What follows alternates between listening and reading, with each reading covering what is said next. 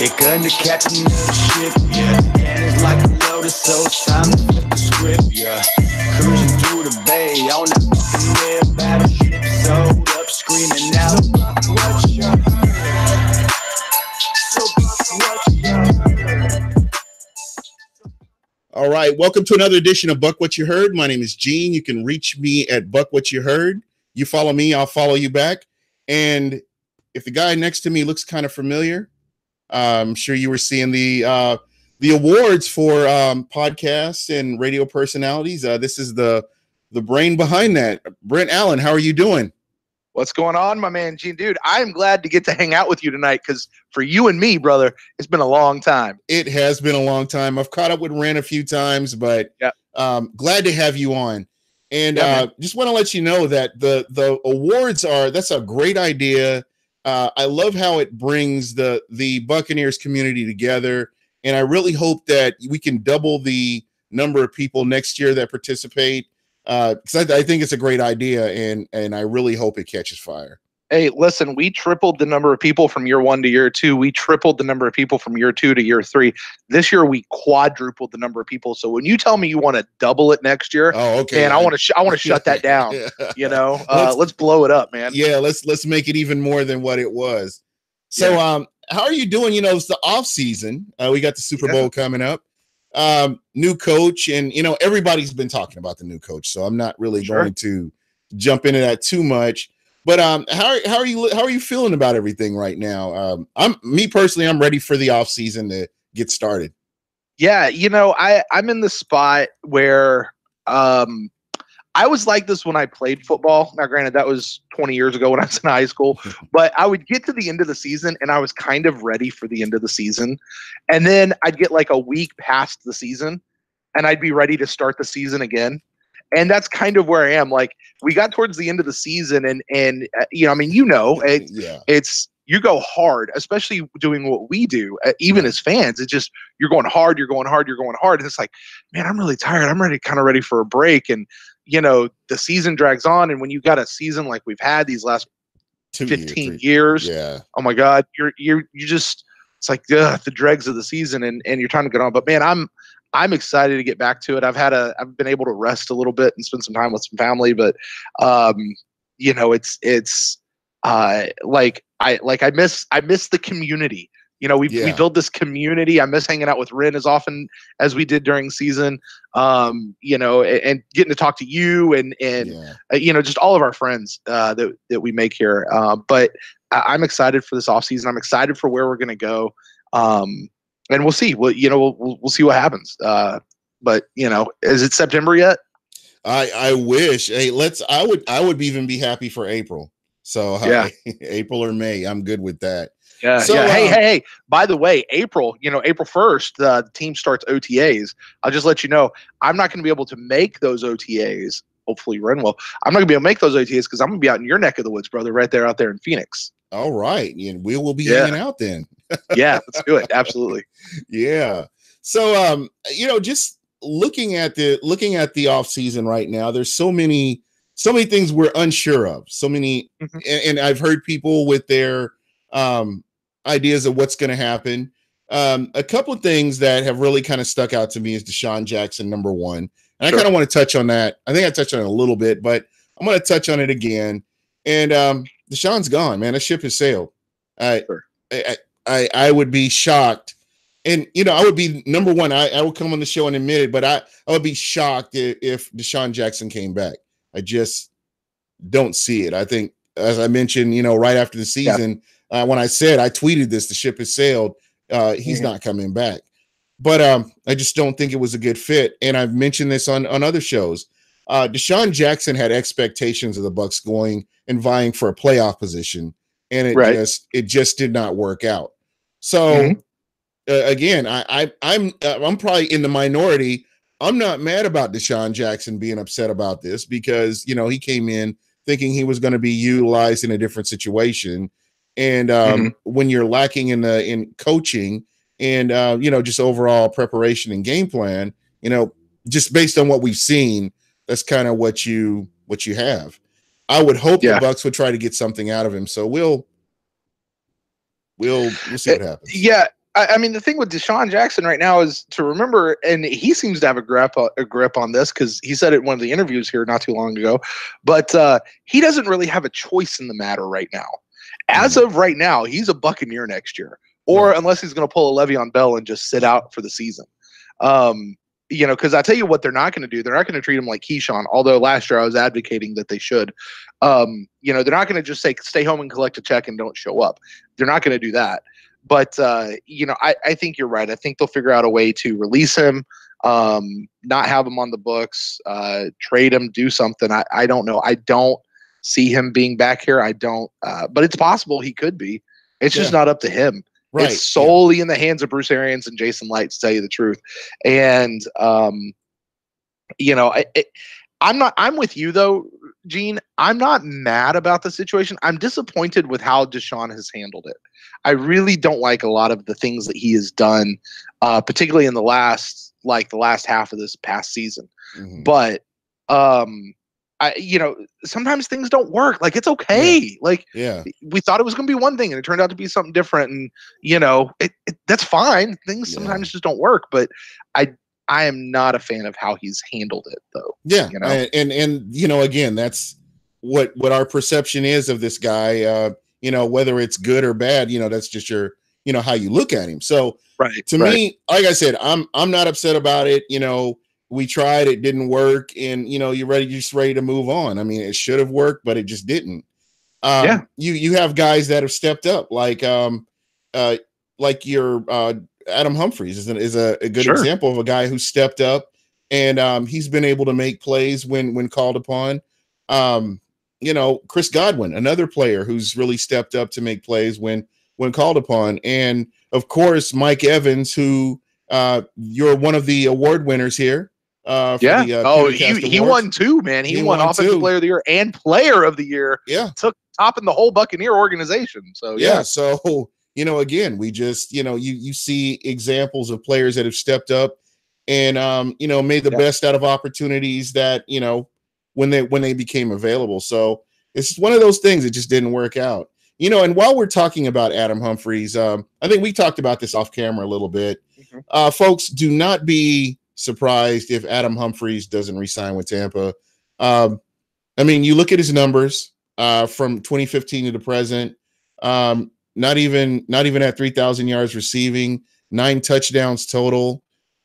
He's a good receiver. He's a clutch receiver when the ball is thrown his way. But he's a third receiver here. He is not. He's not going to overtake Chris Godwin. Let's put it that way. And the kind of money that he's asking for, that he will be getting by a team like a New York Jets team, that I could see overpaying for a receiver. This is one of those times where you could see something like that happening. I would be happy. I've always called him the Lazarus Man, because every time people try to run him out of town, he raises back up from the dead, and that's your guy. He comes out and he produces. So again, it's just one of those things that, I don't begrudge him because he wants to go out and make money. And it's not anything that we do as fans. It's not anything the organization does. It's going to be up to him and how much he feels his value is. So that's one thing we have to kind of look at and come to grips with the fact that he may not be here. Yeah, and I'm going to push back on you just a little bit, Gene, because I like this idea that he's a number 3 receiver. Like, I get it on the depth chart how that works, but he's really been like our number 1 slot guy. Now, I know that new coaching staff, Bruce Arians, he likes to take those outside guys and move them in like he did with Fitzgerald out there in your neck of the woods, Arizona. Yeah, Cardinals, yeah. So could we possibly see a Mike Evans move inside? That'd be a wild concept. I doubt that's going to happen, but who knows? Or could it be Chris Godwin who moves in? But so far, Adam Humphries is that number 1 slot guy. So, but I'm with you, because he's looking at $10 million, in between $9 and $10 million is what he's looking at. I mean, when you look at what receivers are getting, especially for his skill set. I could see somebody like the Jets, as I mentioned before, a team like the Jets paying that kind of money. So you're talking about a $30 million, 3-year, $30 million contract for a receiver on the depth chart, and I realize that it's just a depth chart, but that's kind of where he falls. No, I feel what you're saying. I mean, but then I come back to it and I just sit back and I think, well, why not the Bucks? Yeah. Why not? Yeah. And here's the thing, and we'll get to this, but I just want to lay this out. I begrudge no one for making money. I'm right there with you. You know what I mean? Go make your money. But here's the other thing. I'm not going to, as long as Greenberg and Light can make the numbers work. You want to pay Adam Humphries $10 million to keep him in Tampa Bay? Pay him $10 million to keep him in Tampa Bay. As long as you can make the numbers work, that's all I care about. There you go. And again, I'm just trying to make people aware that this is a possibility.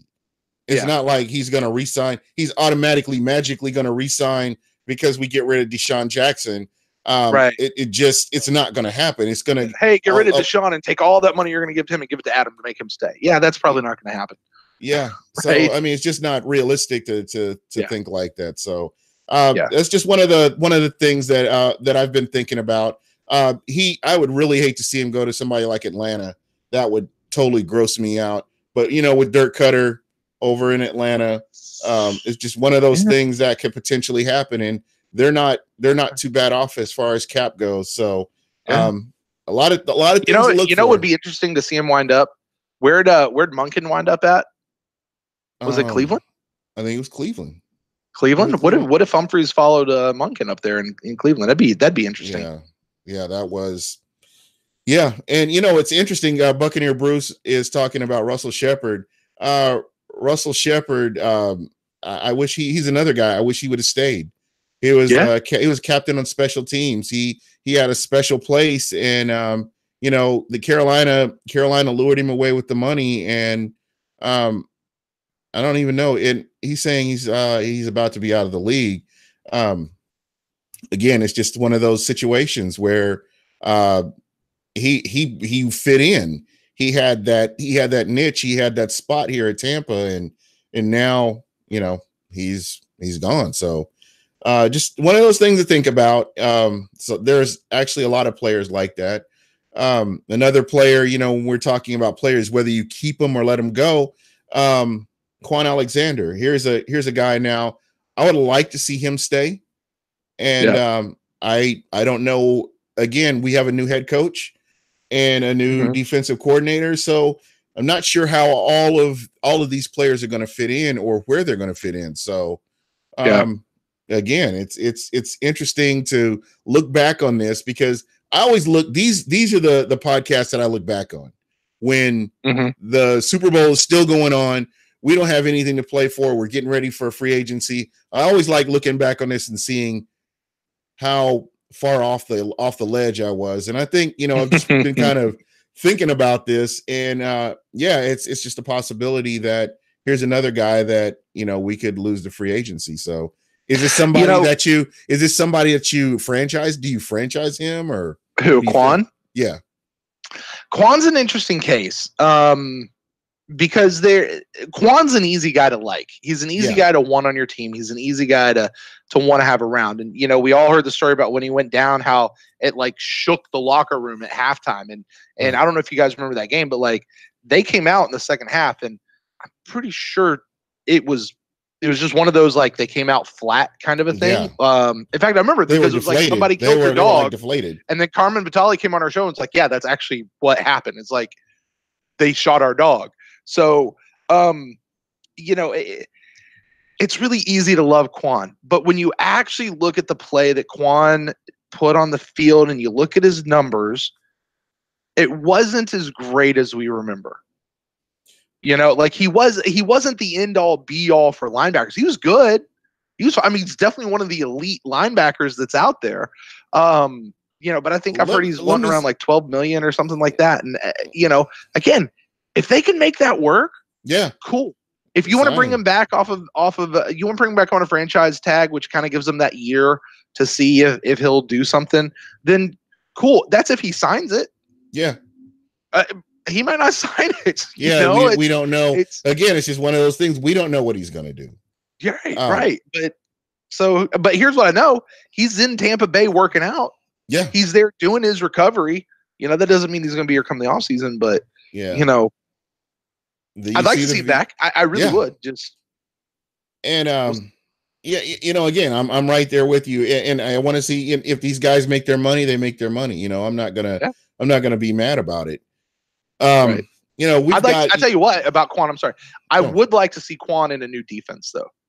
I'd like to see how he moves in a new defense.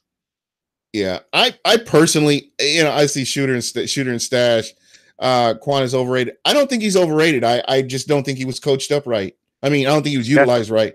I personally believe that there were this year and last year and the beginning of the year before, this defense looked lost. There were plays where they looked like they were moving backwards. There were plays where they weren't sure where their assignments were. And then it's like they forgot how to play football. And I don't know how to explain that. There were plays this year early on where Quan looked undisciplined. And when the coaching change happened, I know it was just a half of football, but you could tell a noticeable difference of Quan compared to other games where he was playing out of position. He was trying to double players instead of staying where he was supposed to.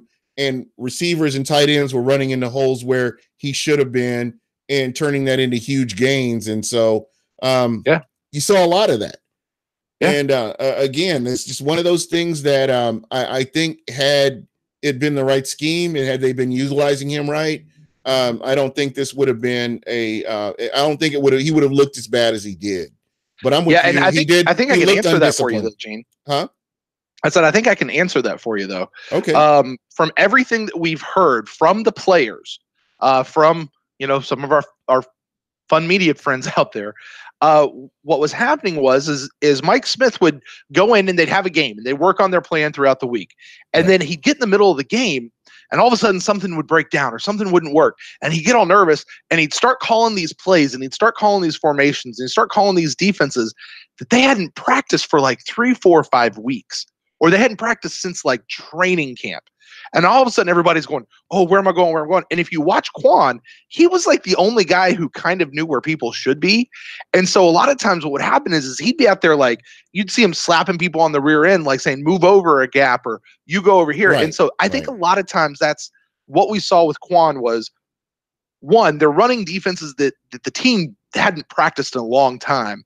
He's trying to tell everybody where they're supposed to be when he could remember. And then you're right, the defense as a whole was just lost, and Quan was in part of that. So, is it all? That's why I say to say that Quan's overrated isn't fair. No, it's but not.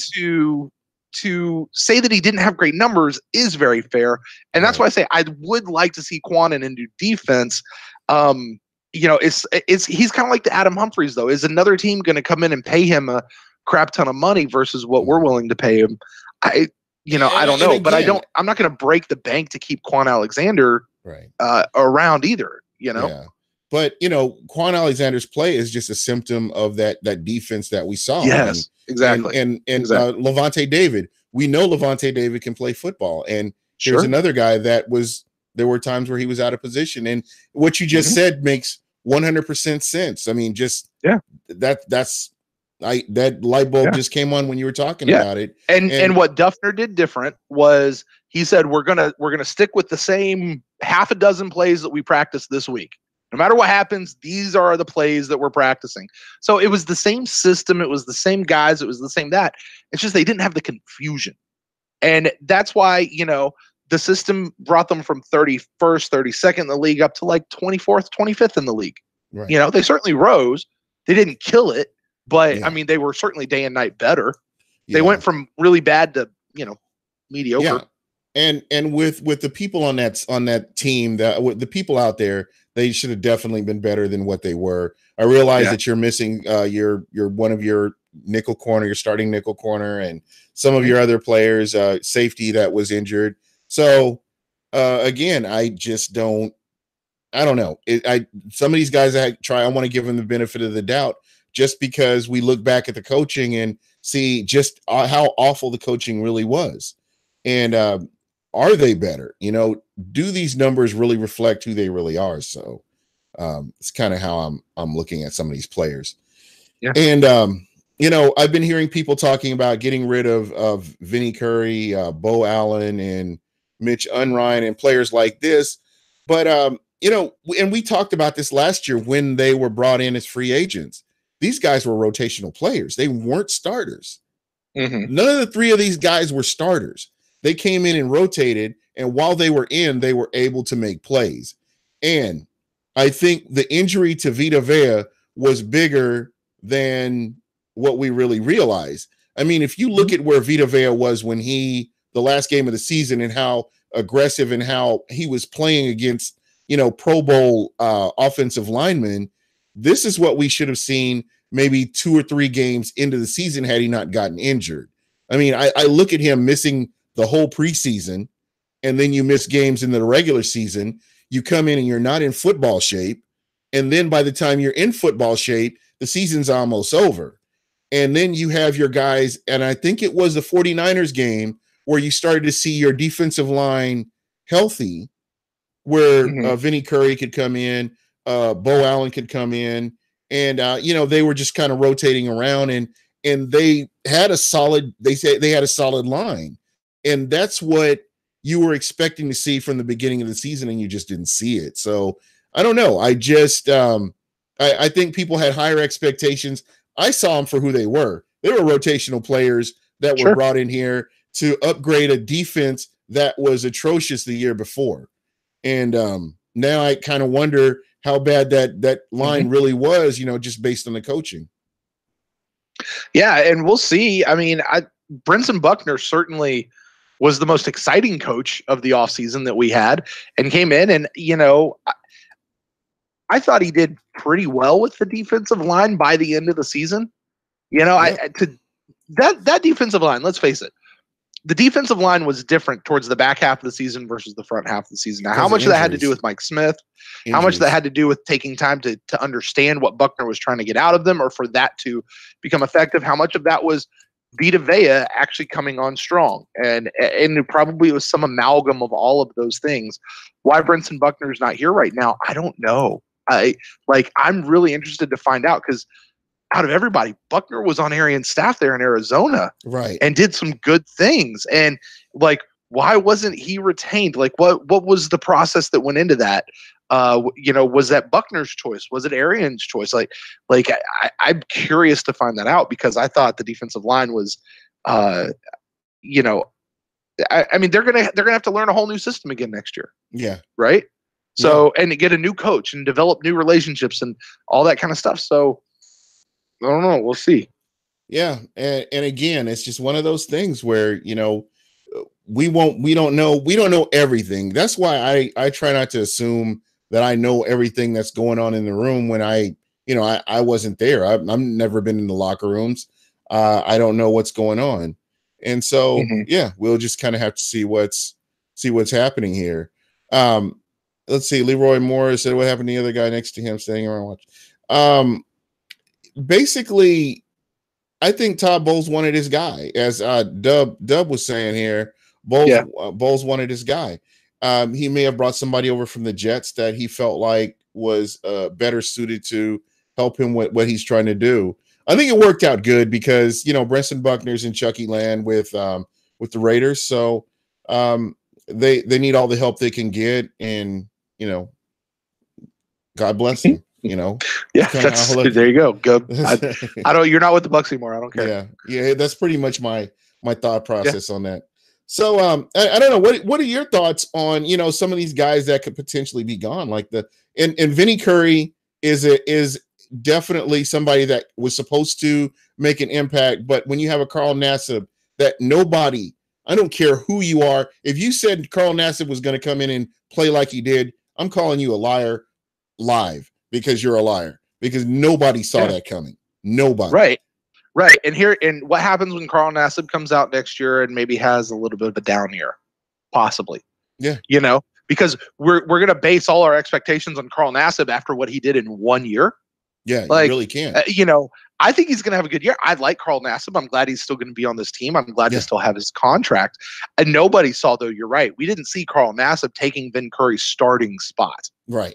right? There's a reason that in the Pewtercast Awards, Carl Nassib won the off the bench player of the year because he was not the starter and he came in and he took, when you take somebody's starting job, you're having a damn good year, right? Yeah. But Vin Curry, listen, there's going to be cap casualties. There's going to be, and Vin Curry may be one of those guys. Bo Allen may be one of those guys. Mitch Unrein probably should retire. If his concussion was bad enough, he had to be out the entire year. And again, a lot of people say I don't really get after the general manager, but on this one right here, I went and did some research because I saw the pick and I didn't really look into the injury portion of it. I figured, this is a general manager. They do their due diligence. They know what they're getting when a player comes in. I didn't realize the history that he had with concussions. Who, Unrein? Unrein while he was really? Okay. Yeah, there was it's historical in Chicago. So I'm looking at that and I'm like, wow. There are players, and I know that people are going to shred me for saying this. There are players like Sean Lee for the Dallas Cowboys. I would not, if I were a general manager, I would not even look Sean Lee's way. Only because of the number of concussions that he has had, and it just doesn't get any better. Once you've had numerous concussions, it just doesn't get any better. Luke Kuechly would scare me because that catastrophic, when people were making fun of him because he was crying, that shook me because I've never seen somebody react that way, and he didn't know where he was. He had lost moments of his life where he didn't remember it, and all he's just one hit away from being out for 4 or 5 games, 6 games or whatever to recover from something like that. And it's just, this is such a dangerous sport, and somebody like that, I wouldn't risk investing a lot of money in somebody like that with the history of concussions or whatever injury it may be. Yeah, I don't know how Kuechly is still playing. I really don't. I medically, I'm not sure. Him and Gronk. Yeah, those are two guys that JJ Watt, if he's going to come back. I don't understand how these guys continue to play. How some medical person says, "Yeah, sure, put him out there; it'll be fine." Yeah, I mean, I appreciate the heart too. Yeah, absolutely. Yeah, and I appreciate the heart behind these guys wanting to keep playing. But I mean, what is your future? And you hear some of these stories that come out, from former players, especially before they had this whole CTE or discovered it really, and they understood it, and the NFL at least pretended to care about it. At least it's like, you remember when WWE still pretended that it was real, like the NFL, it's when they were still pretending to care, exactly. You got to protect the shield, and everybody under the shield got to protect them. Right. But I don't know how those guys continue to play. But man, you make a good point, because all of these guys, and you can say that about anybody, right? Like any particular player is one play away from ending their career. Right. But some of these guys and the severe concussions they've had, it's just a huge risk. They're a higher risk than somebody that's never had a concussion. So that's just kind of how I'm looking at this. And just, if you have a history of concussions, I'm going to be leery about bringing somebody like that in, because I think, with the history of Jason Light with the Tampa Bay Buccaneers, we could go back even further, but I'm just going to use that as a starting point. How many free agents have we seen come in and within the middle of the season, they're injured and they're just sitting out and they're not contributing to help the team? And I realize this is a dangerous sport. I realize that injuries are going to occur, but this just consistently happens where you get a free agent. Robert Ayers, good example. Chris Baker, Johnson from that went back to Cincinnati, the Ghost, he injured. And these are guys that were brought in to contribute immediately. And a lot of times it just didn't happen. So it just put this team. You know what I wonder though, Gene? And this is where I admit my own hyper focus on the Buccaneers, right? Yeah. I wonder how much that happens with other teams. I've looked at I've actually looked at other teams. Yeah. And I just don't see it. You don't see it. I guess I just don't see it like I do here in Tampa. I mean, let's see. I'm trying to think. Kansas City brought in the guy from Carolina that went to Buffalo, Kelvin Benjamin. Kelvin Benjamin got injured, but he came back and he was able to produce. He wasn't injured for a long time, but here's a guy, he's already injury prone. Yeah. So there's that. But again, it's just something it's frustrating. It's just something to keep an eye on. And now we have a new medical staff. We have a new staff in there. So it's kind of be interesting to kind of watch and see. I will be especially watching injuries and that kind of thing this season to see if there's a difference compared to the old staff. So yeah, and something too with that is, you hear a lot of people say, "Oh, well, we're getting a lot of injuries. Maybe we should get a new strength and conditioning coach." No, that's I don't think that's how that works. I don't fully understand how all that goes. I'll freely admit that. I don't know if it has something to do with just the Tampa Heat, but then you would think that Miami would also have a lot of similar injuries. I don't know what it is, but the strength and conditioning coach, this is what I've kind of noticed. My son, when my son played football, and this was, I wish I had this when I played. I brought in a guy, I paid him, and he taught him technique on how to run so he wouldn't get hamstring injuries. Right. He worked on his form when he was running to get the most out of, when he was running. And they did certain drills and certain exercises for a burst of speed and that kind of thing to help him from getting those lower leg, calf, hamstring, and those kind of injuries specifically. So I know that players like Patrick Peterson works out at Shutdown U here in Phoenix, in Scottsdale. And, they work on technique. I mean, he's a veteran and he still comes in and they work on technique. Darrelle Revis came here and worked on rehab and stuff like that. So there are specialists out there to help you with technique, regardless of how long you've been in the league, to, just keep your form and kind of limit, because injuries are going to happen, but limit the kind of injuries you get. So I know that's out there, and that's kind of what I was looking at. How much of this are they doing, or they depending on, or what are they depending on? I'm not real sure as far as practice and that kind of thing goes. Yeah, I don't know. I think a lot of times when people turn to the strength and conditioning coach, that's because you're always looking for someone to blame. You're looking for the common denominator and what it is.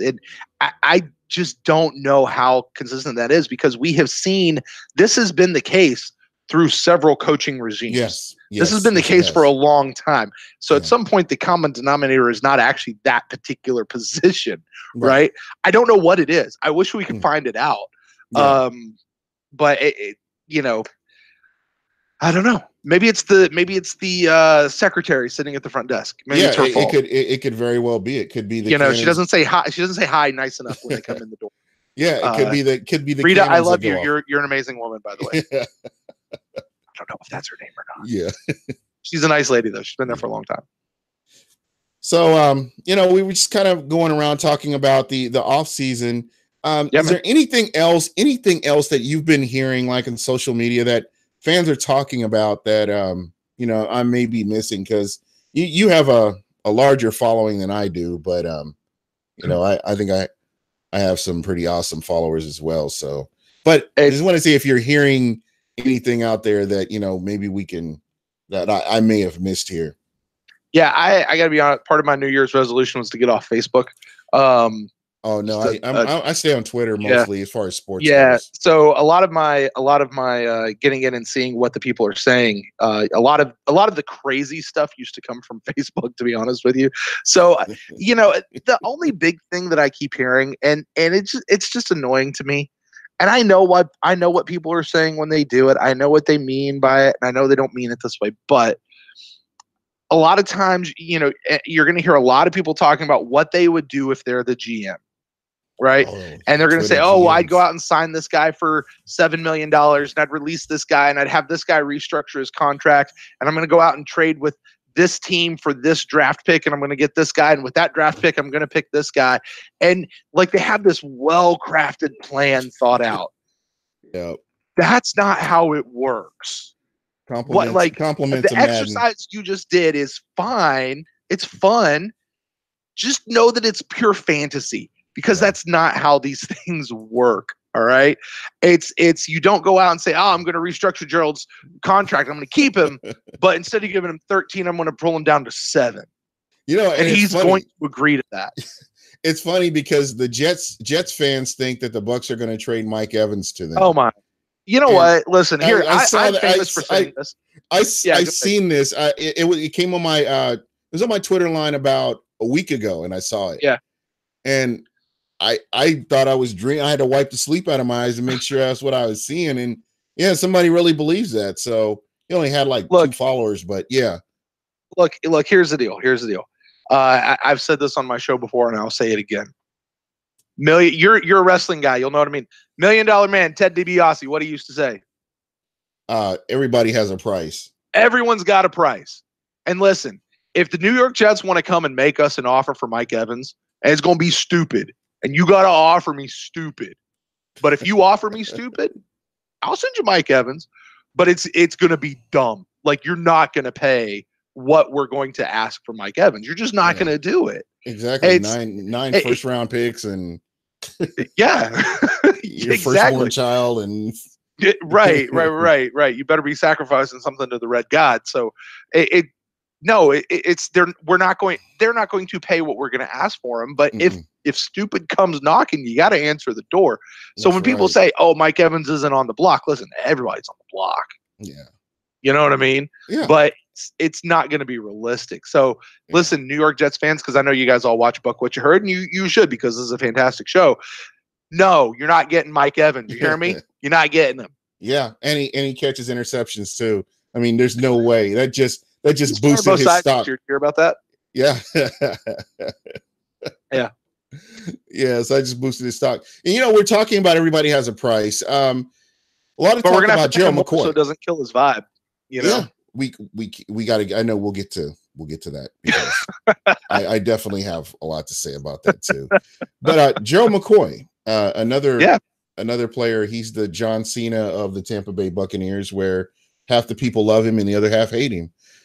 For whatever reason, I really don't know. I like Gerald McCoy. I've been following Gerald McCoy since day one.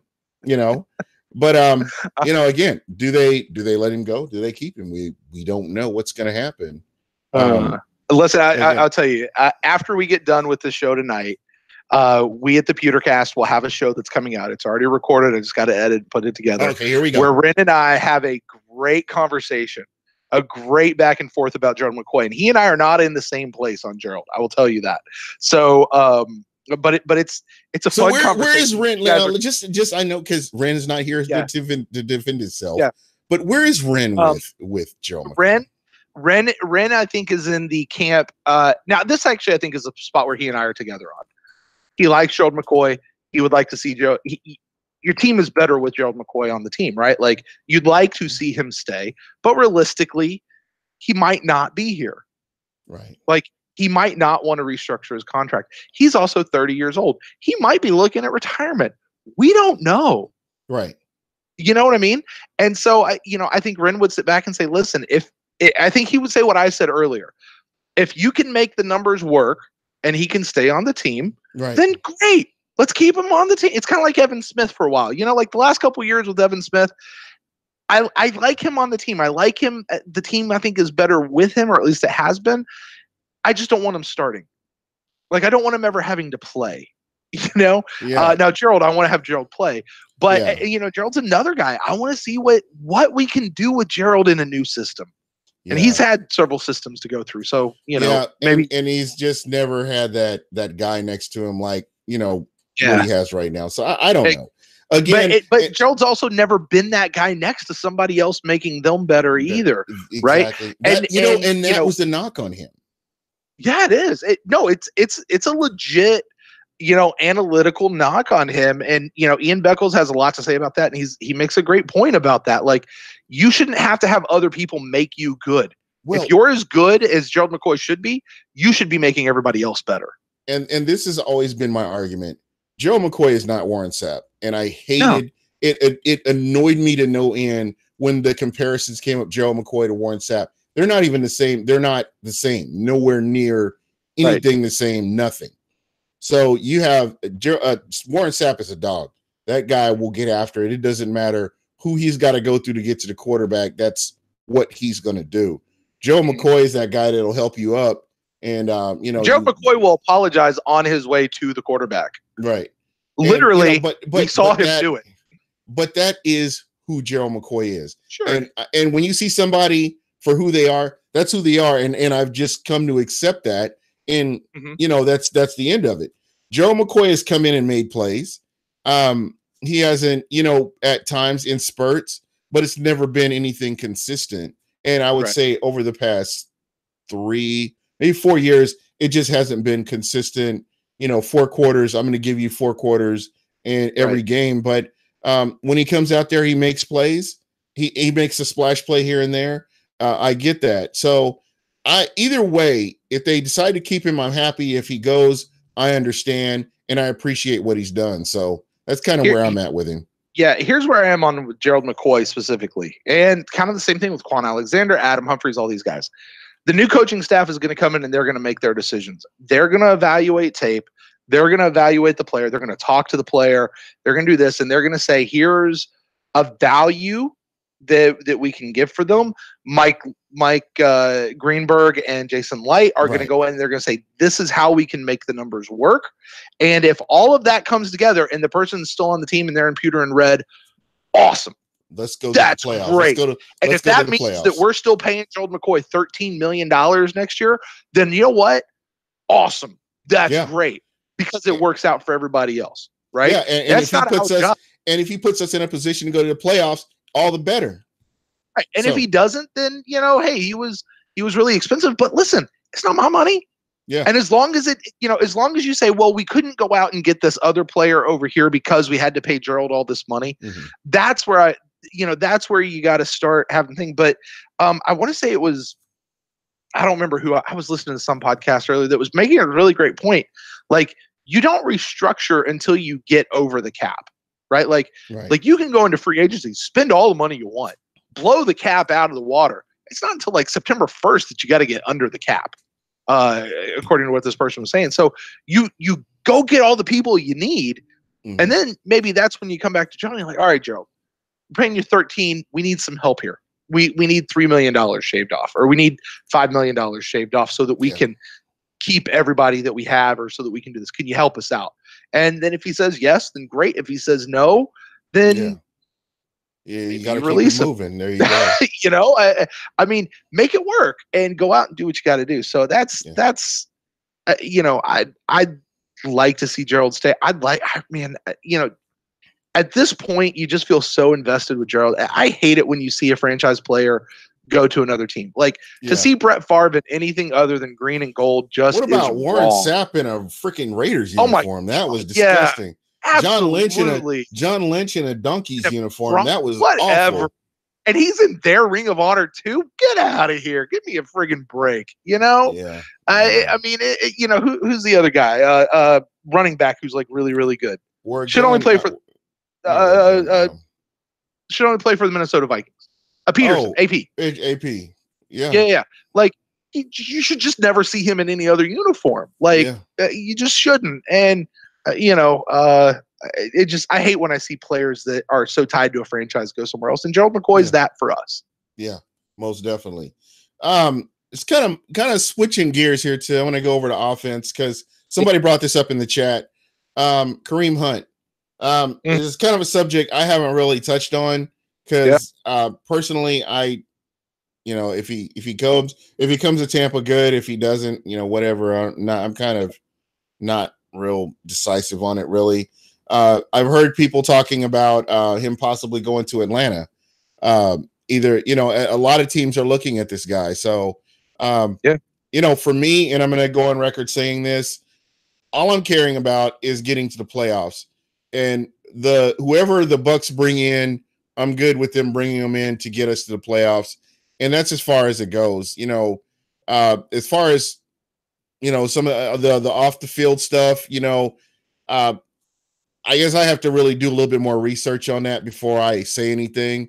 So, because I'm not really a TMZ kind of guy, I don't really get off into stuff unless it gets real serious, like with Winston, where what Winston did affected the team. So I kind of had to talk about it. So just one of those things where I haven't really put a lot of thought into it. But again, it's a possibility that he could come here based on some of the rumors. But again, it's the off season. People need stories, and that could be all it is. But again, you just don't know. With Kareem Hunt, I would apply the exact same formula for me that I used for Jameis Winston.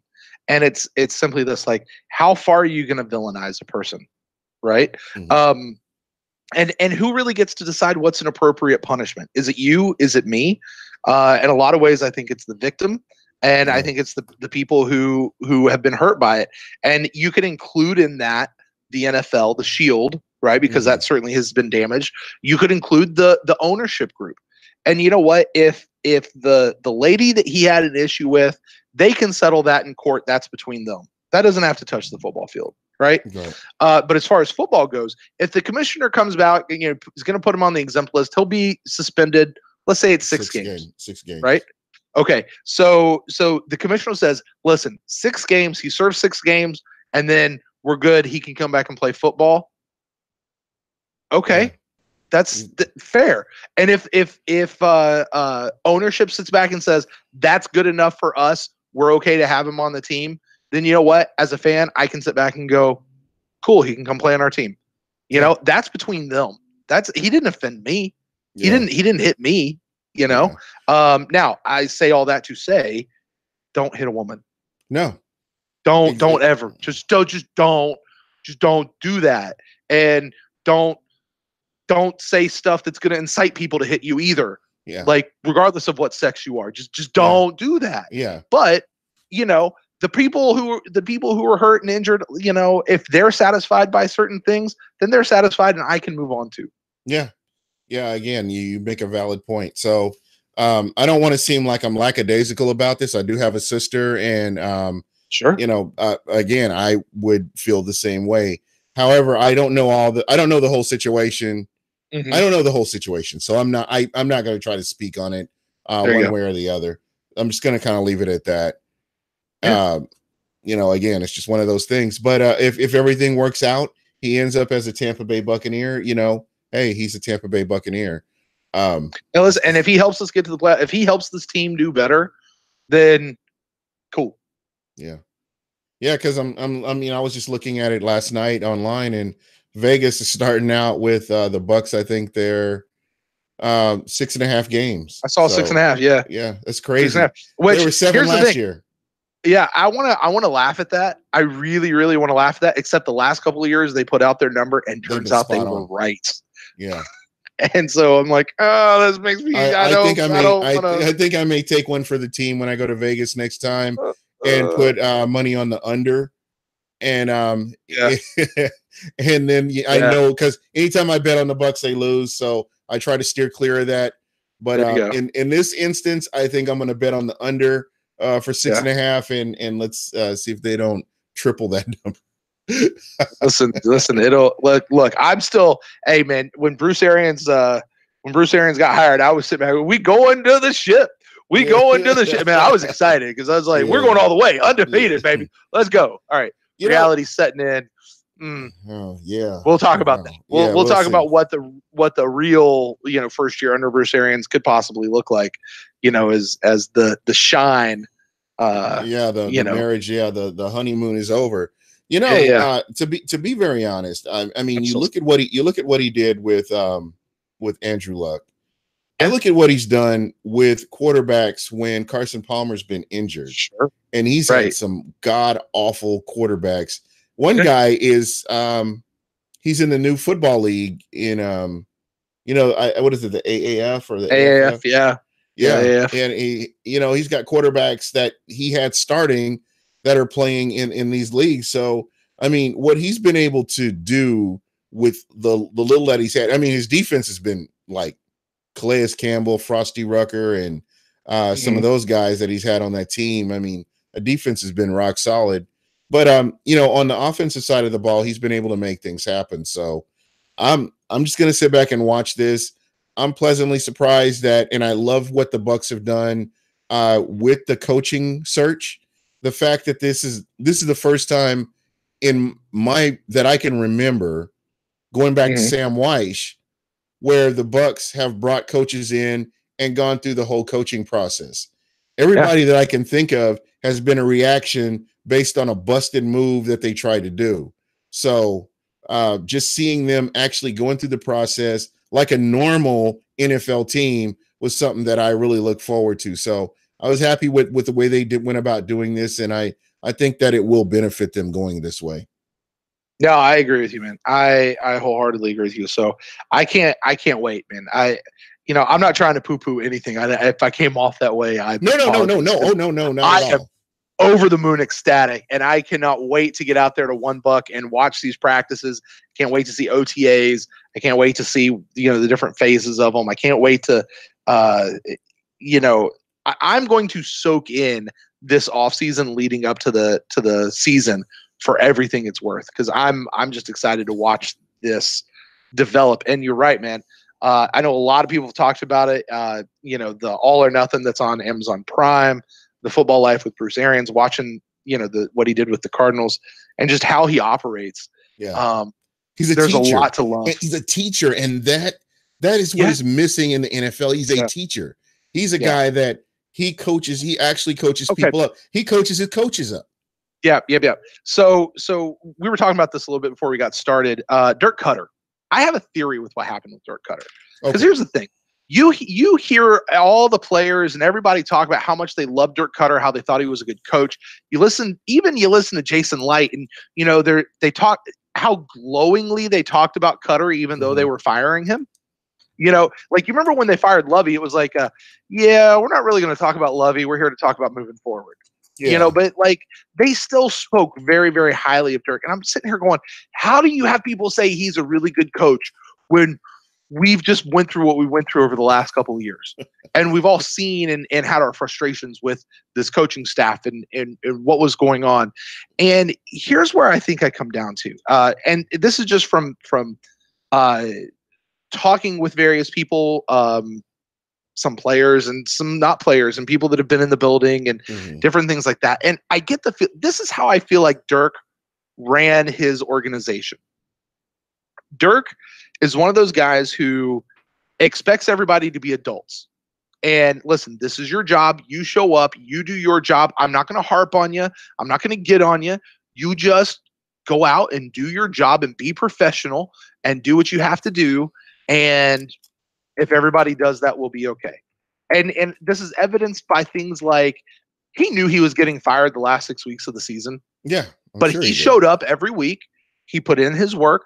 He did his time, and they went forward. And we also heard that when they were, I think it was the Ravens game, Gene, when they were mathematically eliminated from the playoffs? Yeah, it was the Ravens. They had like 3 weeks left. Yeah. And he said to the team, like his words to the team were, guys, we're professionals. They play us to play 16 games.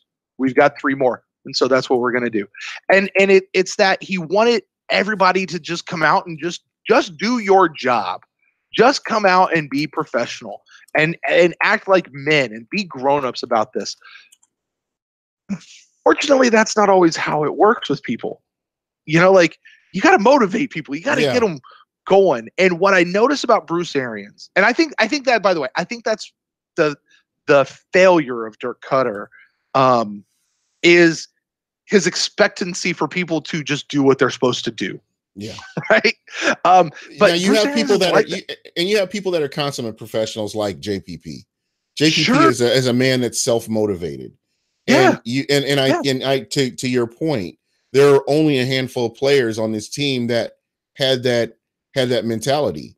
I mean, and if anyone's ever been a manager for any organization anywhere, you can think of people on your staff who are those self-motivated. They're going to come to work and they're going to give you everything they got.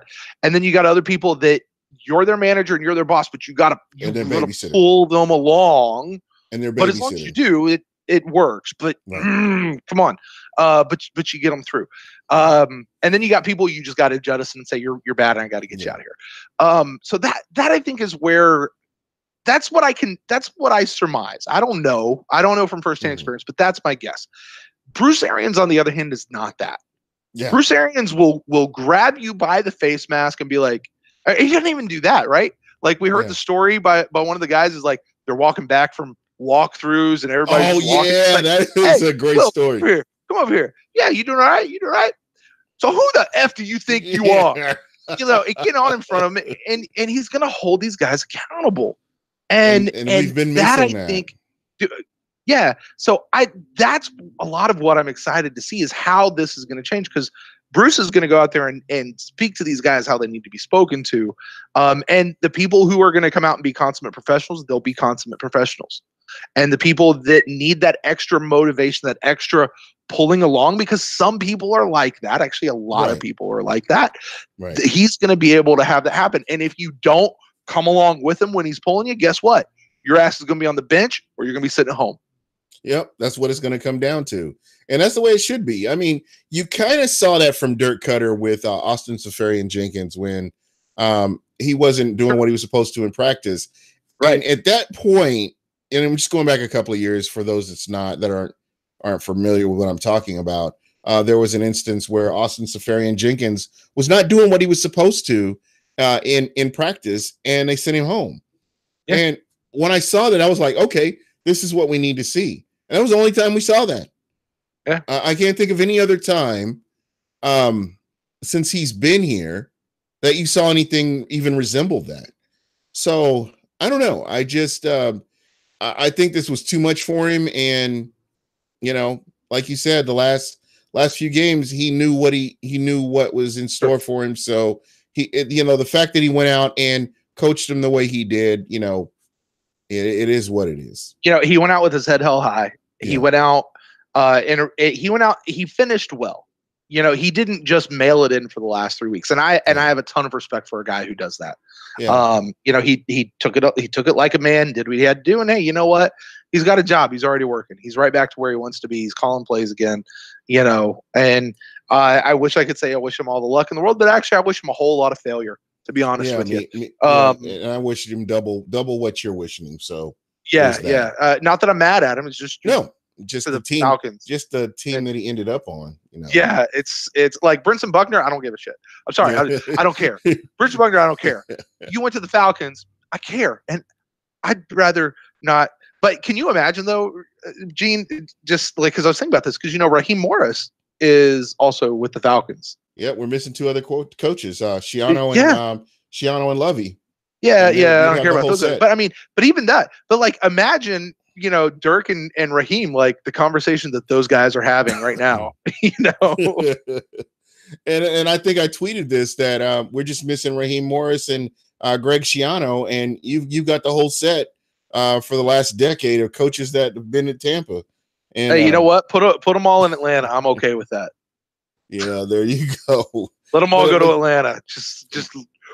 But it looks like Schiano's going to end up over with the Patriots. Is he going back to coaching? All right. Yeah. Well, whatever. Yeah. That's going to work out well. Yeah. He's just, Schiano was always a mediocre coach. I used to go to USF games. One of the friends of mine was going to USF at the time when they would play Rutgers, and he would always get tickets and we would go.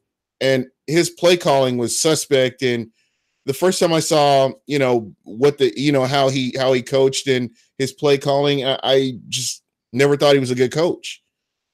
His record with bowl games, I know that he was a fallback because of Chip Kelly. So I don't know. I just didn't really care for him, and even now I don't really care for him. So you listen to a lot of the people that worked at One Buck during the Schiano years, and they really, really did not care for him too. So, hey, listen, we're on to greener pastures. Bruce Arians, it's a new era in Tampa Bay. So there you go, man. I'm excited. We're going to the ship, Gene. We're going to the ship. There you go, man. And no risk it, no biscuit. I got my red Kangol. I'm ready to go. I'm looking for mine right now. I want to get Buccaneers flag on this side and Pewtercast side on this side. There you go. They have the Pewtercast logo. Yeah. So, Arrogance Family Foundation. Get on it, man. Get us some hats. We'll buy them. There you go.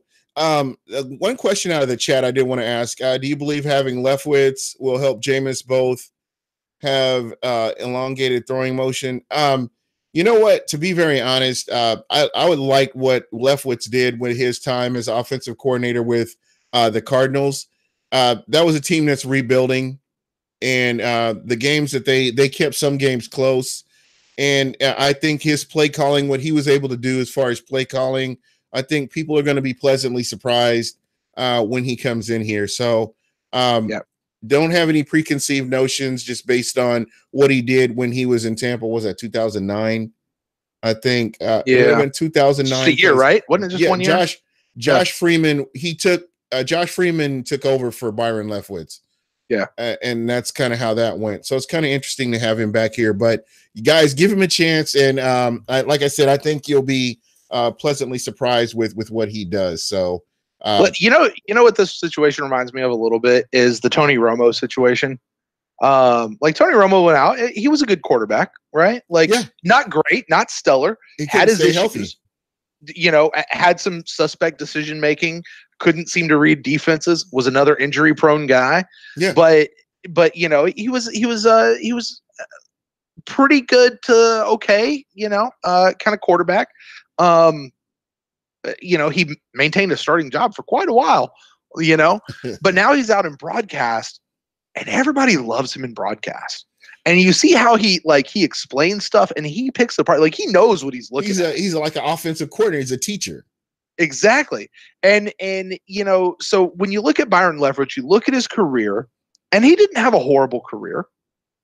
You know, he didn't. I mean, it wasn't anything super great. He's not one of the great quarterbacks of all time.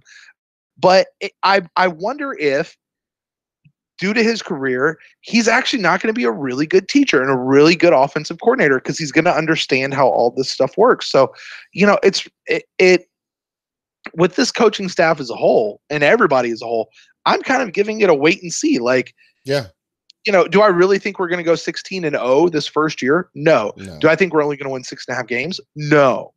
You know, are we going to win 10, maybe 9? Probably, you know, who knows? I don't know. And is this a good coaching staff that Arians is bringing in? Well, it looked like it was okay out in Arizona. There's a few new places to it. So we'll see. We'll see how it works in Tampa. Yeah. And again, it's one of those things that, like you said, you just kind of have to wait and see. I love Bruce Arians. I love what he's been able to do. He's given people opportunities and he's a teacher. I mean, you look at Jen Welter, the first female, she was one of the first female intern coaches in the NFL. And she's actually special teams for the Atlanta, whatever that Atlanta team is. She's the coach on that team. So for special teams. So, you know, again, just that Bruce Arians coaching tree is just, you know, it's starting to grow. And that's kind of what we're seeing. So again, I'm looking forward to it. I'm going to give it a chance.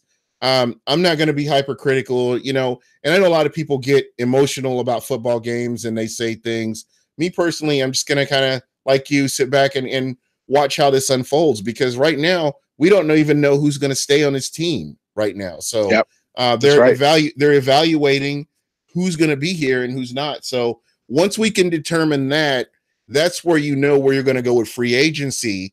Once you've done that, that's when you determine who you're going to draft. So there's a lot of work to be done right now. So all we can really do in this time right now is just kind of enjoy football, you know, with this new league that's coming out. I know a lot of Saints fan, all my Saints listeners out there. I know you're boycotting the Super Bowl, but I'll watch it for you. And I'm sorry, I am rooting for the Patriots because I hate the Rams. And this goes back to the Vernon Manuel catch. So that's fair. Petty. You know, Gene, I don't have that same feeling that you do, but I 100% understand it, and that is fair. Yeah, and then we can go back even further to '79 when the Rams beat the Bucks, and that was just, again. Was that the Rams again? Yeah, that was the Rams. Yeah, I hate that team. Okay, all right, fair enough. Fair enough. All right, that's it. I hate the Rams too. So, yeah, Cannon Fire podcast. We talked about that earlier, and you know, we've kind of come to the decision: if he stays, it's good. If he goes, you know, I understand that as well, because people want to get their money. So I don't know. We'll just kind of wait and see what happens. And Leroy Morris said we need to get some young talent on the D-line Bowles' system is aggressive, and they got to get to the quarterback. The corners will have to hold up. You know what? Again, let's just wait and see who they keep and see who they bring in free agency. Right now, you're looking at a team that's from a prior regime, so we don't know who's going to be here and who's not. Bruce Arians is not married to any of these players other than Jameis Winston, so we'll just kind of have to wait and see. I want to bounce off that, though. I do think that that's a very good point, because when you look at the defensive lines that we've had in the last few years, recent years, they've been old. Yes. Like by NFL terms, they've been old. Like JPP is old. Gerald McCoy is old. Will Golston getting old, and I don't see them keeping him. Do what? I don't see them keeping him. I don't know. I don't know what his contract specifies, if he has any dead cap this year or not. I don't think he does. I think that all went out last year. Yeah. But I mean, even like these guys that we brought in last year as free agents, the Bo Allen and the Vin Currys that we already talked about earlier tonight, right. Just older guys. Like, so, okay, Vita Vea is young. So there's a good point to saying, hey, we'll get some, and it's just, we've neglected the defense, by and large for so many years in the draft. Getting some new younger guys. A lot of people say, "Oh, we went DT first round last year, so we're probably not going to do that again this year." Might not be a bad idea. Yeah. You look at how the Ravens. You look at how they draft. They always draft a defensive tackle somewhere in the draft. I mean, they always address it, and that's why their defensive line you've always got fresh players in there. And the one thing that the Bucs don't have, they're still working on, is depth. I mean. Because of all the misses in free agency and in the draft through the prior general managers, plural, going back to Bruce Allen, you just didn't have anything when our current general manager got here, Jason Light, excuse me, I just forgot his name. You just didn't have anybody, and this has just been built up over time. And right now, you've got players, but you don't have depth. So. Do you know how many players are left over from a pre-Light GM on the team right now? Levante David, Gerald McCoy, who's the offensive lineman? Dotson. DeMar Dotson. DeMar Dotson. And I'm trying to think, is there anybody else that I'm missing? It's 3 players. 3 players. Yeah. He's turned over 52-man roster. 63 people on the practice squad, 90 if you count what they go into training camp, and 3 are the same. Yeah. So that just, that right there just tells he's had a lot of work to do. Yeah. He's had a lot of work to do. So again, people can be upset about, and I think a lot of it, again, and I'll say this again, it stems back to people not getting their guy drafted. And I think that's where a lot of the hatred for Jason Light comes from. My guy didn't get picked up, so I don't like this general man. Yeah. Dalvin Cook. Yeah. We can go back, way back. So it's, and since social media, it's always been that way. But again, this is our team, and the ultimate goal is to get this team in the playoffs. So that's what we should all be striving for, regardless of who's in there. Well, Brent, it's been a whole hour. I can't believe that it feels like 10 minutes. Yeah, but we actually have been talking. I'm so happy that you decided to be the co-host here. Man. While Pless is in an undisclosed location with his master plan, whatever that may be. Well, no, that involves a Corona or something. Yeah, something. Like something. Yeah. But what's up, Plessy? Yeah. So really, dude, thank you so much for coming on. And I want to get your last thoughts. And I'm really looking forward to what you guys do, how you improve on how great that preseason was, the camp was, the OTA, everything that you guys have done was just phenomenal. And it's something that was missing from social media. What you guys were able to capture, whether it was you, whether it was What the Buck, breaking in, showing scenes. Tampa Trey did a great job. Mark Cook, guys like you guys did a great job, and you gave a different perspective on the Tampa Bay Buccaneers through practice. You guys are going to have your work cut out for you, because now you've got multiple practices going on. So there's going to be a lot of stuff going on. And you guys are gonna have your hands full. Yeah, and listen, we'll be as involved as the Buccaneers allow us to be. So man, thank you for saying all that. It certainly has been an honor. We made it a goal last year to up the game and improve every facet, and we didn't hit all of the things that we wanted to do, but we hit a lot of them. And it's we just keep looking to keep getting better. And man, that's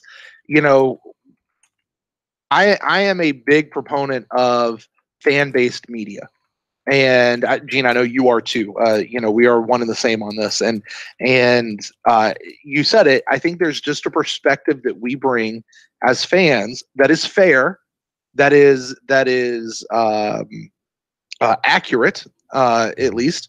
And it just brings a perspective that we can relate to. I mean, look, here's the deal, Gene, and you do this with your show. And what we do is, Ren and I sit back and we go, what kind of show do we want to listen to? Yeah. Let's make that. There you go. What do we as fans want to see? Let's do that. And it's not about us or getting our opinions or our thoughts out there. It's about us as being fans together and doing this thing. And that's why we have such this cool community going on. And Gene, I don't know if this was before we started recording tonight or after, but you made a great point, I thought, earlier.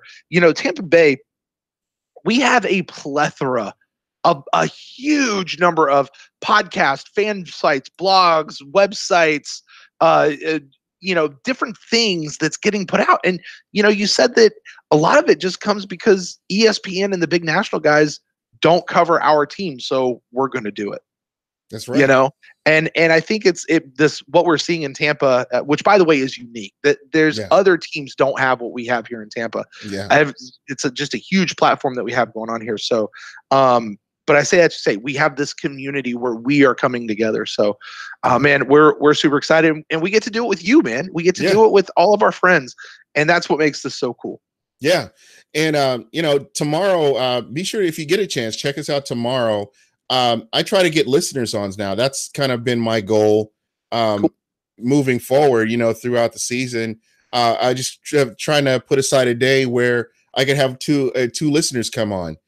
So tomorrow I've got a couple of listeners lined up, Leroy Moore, and I've got another listener that's just been following me for Twitter on for a long time, and I'm going to have them both on and, try to get their thoughts. This is what I think is missing too, is the actual physical interaction. There are some media personalities out there. I'm not going to drop any names because I don't not really want to, but there are times where these guys are not communicating with anybody. So it just gets frustrating. And I know there are fans that want to get their voice heard, and I feel like this is a good opportunity for them to do that too. Yeah, no, man, that's great. I love that. I tell people all the time, I want to have my own podcast. I want to start my own blog site. I want to do this. And I love it. The more media, I'm all for it. The only thing I say is, listen, find what other people aren't doing. Yeah. And do that. Like, that's what I'm bring something new to the table. And Gene, that's, getting multiple fan perspectives and that's I love hearing stuff like that, man. Yeah, I'm excited about it. Again, like I said, it's been something I've been kind of wanting to do, but I'll get into conversations and get tied up towards the end of the show, and I can't get people on like I want to. So what I've tried to do, is say, okay, I'm going to give you your day. This is your day. You come out here and we'll talk and let's get this out here, and you can get your voice heard. So what's going to be really interesting to me is just kind of hearing what they have to say. And there's nothing wrong with the way you're a fan. If this is the way you root for your team, cool, and it's going to be nice to have people on that have a differing opinion than mine. And I'm good with that. I think that's what having that kind of conversation. I think you have to be able to have conversation and not take things personally because people don't agree with you. I think that's very vital. And I think that's another thing that, we really need to make sure we see a lot of. Yeah, man. Hey, I get it. Listen, our keystone show every week is a fan call-in show, right? Where people get to call and talk in, and then we do a whole show that's nothing but emails, from our fellow fans. Yeah. And it's I get it, dude.